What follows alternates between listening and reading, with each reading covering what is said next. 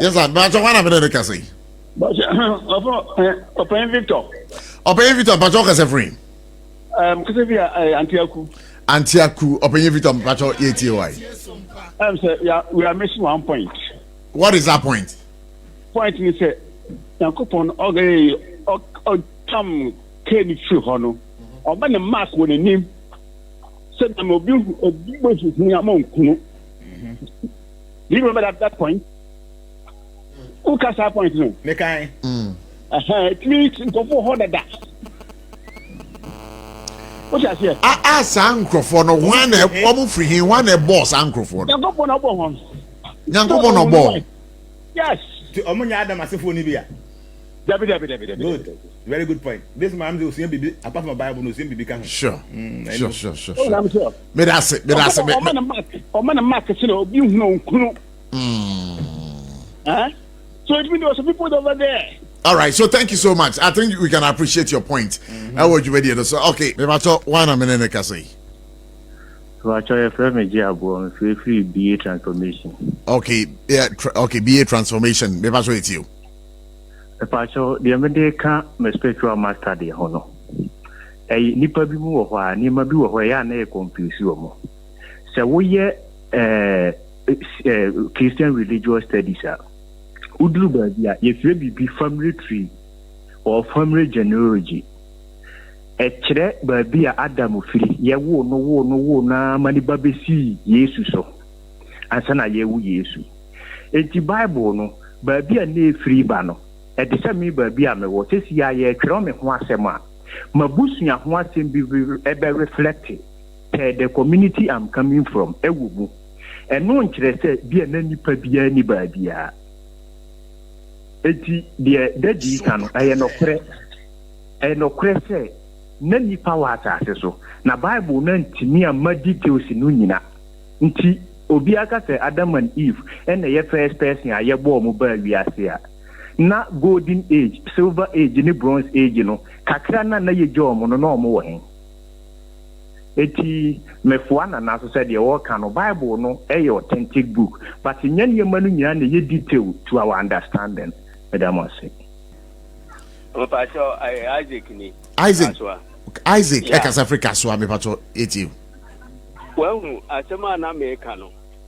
Nyankopon no obo eye no wie no. Oti mami mo nipa se meseso. Hello. Metio pa.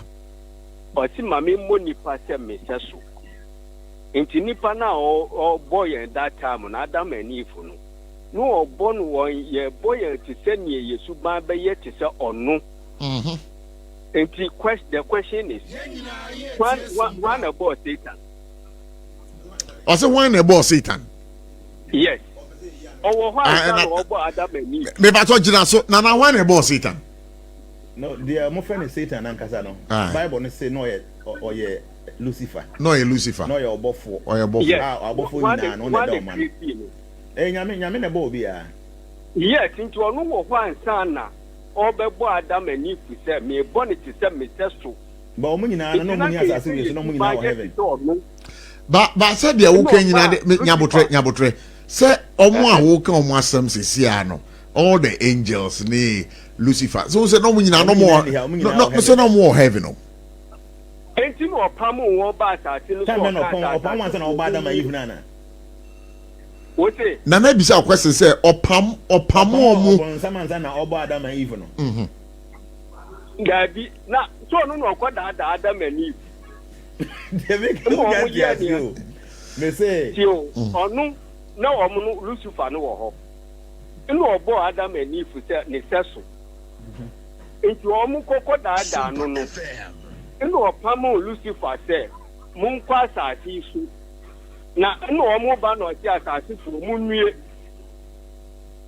wonu ne amekira no yes intina Lucifer no abo enu ni angels no wo ho dada heaven dey order that na say heaven ni there e wo ho dada dansa na asase so kura no ebo yes intinu oye wo mu ni wie ye no opese nipa no nanka Yesu ba ye te so no All right, Midase, I think your point is well made. Let's talk to this caller.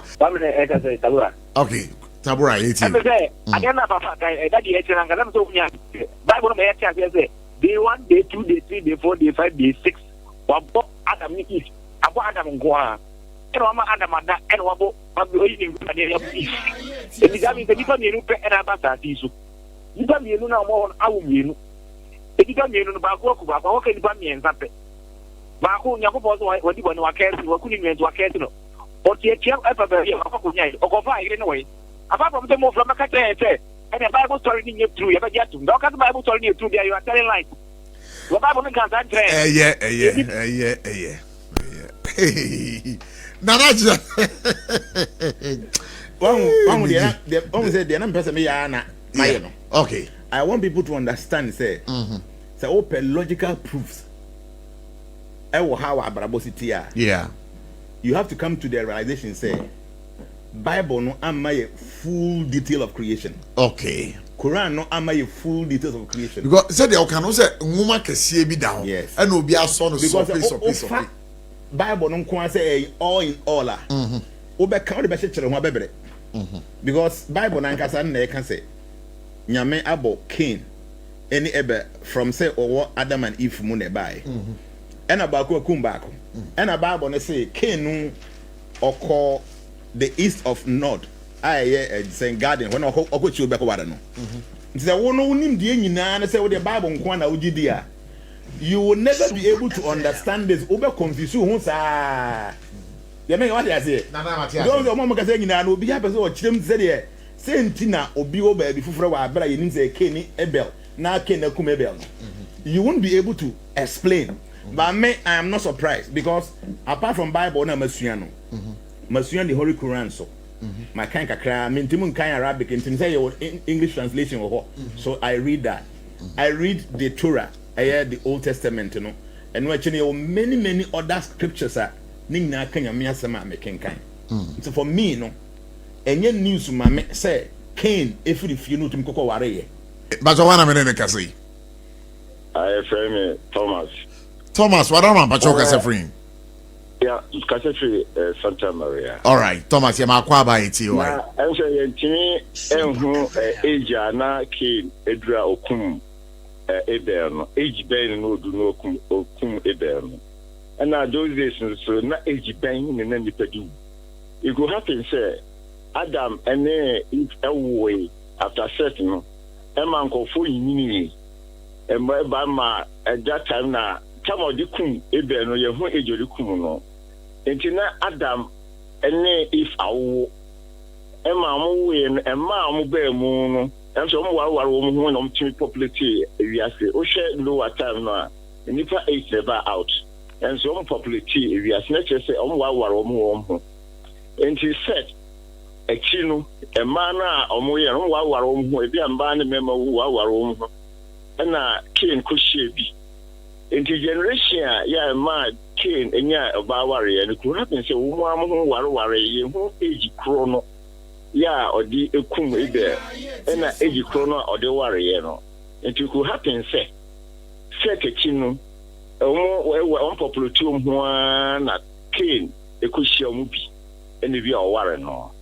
that could be the point me ba to one am na ka say me fata Albert ni me kasa fitema Albert ya kasa fitema Albert what am I patriotic why me fata prof anase amunim ebi amde friend papa Nana Gianna me fata wa nasam na oka no ewom nanso no Bible no okan ya baby a concerning Cain and Abel no after no he Bible no asase no ta so oka generation concerning golden silver, bronze. That means we are the 4th generation, okay? But we are 4th generation. That means before now, Nakopon say we are in any 1,000 years or so, then now say we are to. Or just and call for forward the next generation. John Kaka, I'm aware of what for. Oh, we're sorry we lost him. We're sorry we lost him. Very good point. But I told you as a review. Me a pass here, Luzu. Albert Matamba. Okay, Albert, I'm patriotic why. na meka no sɛ mmaa no yɛ sɛ ɔto aso no silver no ɛyɛ deɛ ogya kakra no maa yɛ no a yɛ ahokyerefo a yɛsua nyansa tu wɔ hɔ nanso no nyankopɔn wo sɛ garden no adan na ɛsɛ bible tɔ sɛ ɔde ho na ɔde nsano po ano because onim sɛ na ɔmpɛ sɛ kanka na ɛwɔ de adasa mɛba baabi a asɛ deɛ meme na ɔwɔ ayɛ afuo na ma yɛ bi wɔ mempɛ sɛ mmɔde dɛm nti na mɛtwa ho akyi asɛ mɛde pon ato ano masa wote mase nti ɔno deɛ ɔbɛtɔ kyɛ sɛ garden akyi na yɛ nkɔfo baabi na nyankopɔn nim sɛ nkɔfo hɔ ewiase na hɔ dadaada sɛdeɛ ɔka sɛ nkɔfo nim sɛ wokɔ nsuo no akyi wakɔhu obi no saa pɛpɛɛpɛ na Okay, so question and person be say some microphone no more hot dada no one a bomb. Eh nyankopon na. Na Bible no so kire say nipa ye di kan born no ay Adam. Wonim. Yes. That no no person or trick that generation or creating new generation. Eto Bible ka be bi say abo abanya ntokati soro na ntokwa na bomb ababo some ba afati so sana obi ti na say dia. Oh, now when some buy no, I'm baby at all ntiom.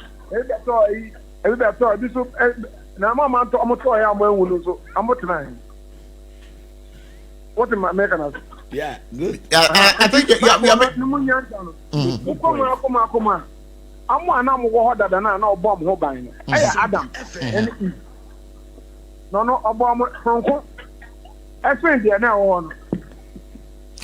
Miri mama nase wati o say sa omo ana omo ho dada no obo mo sononko be ba cho wana me na ka say pacho ye fe me keke me free abrekuma keke e ka sa free abrekuma be pacho madam ayetio pacho me ka sa pa Adam de Kenan Abel no Abel Ken kum Abel no Bible might say Genesis chapter 2 was a Ken ehune yire Ken ehune yire until that time Bible might say that time na nkofo o asase no so dada na Ken ko ho no until omo ye nipa gramo until you can Genesis chapter 2 ho no ma wo unu na mpese nika Nana, but you kind of what say? I say, but so online also. But I. We say Tama, ya wo Cain no Abel no. Na ye wo nipa bi mu owia asase so a na omo ye gramo omo ye akese. Yeah. This is the Bible anka omo asem no. Because the Bible say about trying kakra mame. O say nipa nyankopon born e kane Adam. Nipa nyame born kane Adam and Eve. And no na nyankopon ase abon krofo bi baabi a no mo ya gramo mo baabi a na ye nima na say Bible na nka ho asem. Wase omu asase no so dada nti say wo kan hon mu ko a wo ba mu say Ken ehu ne yire topic ya Ken hu ne yire me nenti yo nyesa nka me ayi ya hon mu ko. And that what kind of mame 1 minute the what kind of Matthias they make an say we follow Bible story. A Bible say Adam and Eve then nyame abom. And Adam and Eve are Cain and Abel. Our story say Adam na ye nipa nyina sha se. Ba jo tie ni ye. Nti Adam and Eve a mo ye wiase nipa nyina sha se no. And o ma wo Cain and Abel a Cain akunu nua Abel. Do ka me say agramu bi wo baabi ana giant bi wo baabi a. Eno na say ya nyansa na ye de kan hye na Bible na nka bi sa. Ni be kan ho no onu ti na ka say topic ni Ken na hu ni yire. Na ite so mu asase no se dada. Na nipa na ho dada ansa na Ken ayiyawo ye bo Adam and Eve no me bo a. Yeah. Okay, Matthias. I feel Martina Inasi. Okay. Thank you. Matthias, after I saw for Morgan and Munti here because I brand you can say I'm a good point. You know, we bet back him my baby. Because the enemy say Adam and Eve, ya wo mo kan enti say na Bible no can be busy or mo share obi for baby there. I think that we need to come back and then explain this properly to our flock. Okay. All right, so thank you so much.